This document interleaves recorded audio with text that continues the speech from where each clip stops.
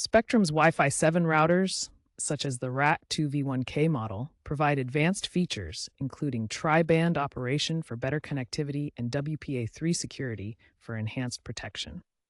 To access your router settings, first ensure you're connected to your router's Wi-Fi network or directly via an Ethernet cable for security. The most convenient method is through the My Spectrum app, updated to version 25.2 in August 2025. This allows you to link your router and make changes directly within the app. Alternatively, use a web browser to access the router's administration interface. Go to http://192.168.1.1 or hspectrum.setup in your browser. Once logged in, you'll see the admin interface where you can modify settings.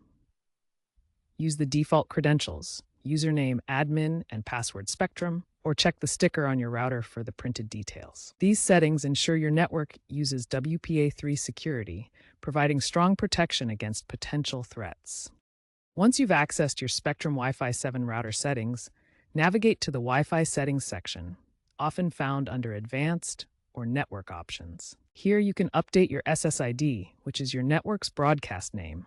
For your SSID, avoid special characters to prevent compatibility issues with older devices. For your Wi-Fi password, Spectrum Wi-Fi 7 routers default to WPA3, offering enhanced protection against threats. Create a strong, complex password of at least 12 characters, mixing letters, numbers, and symbols to mitigate brute force attacks. After making your desired changes, save them and then reboot your router, which typically takes 1 to 2 minutes. Remember, you will need to reconnect all your devices using the new Wi-Fi network name and password.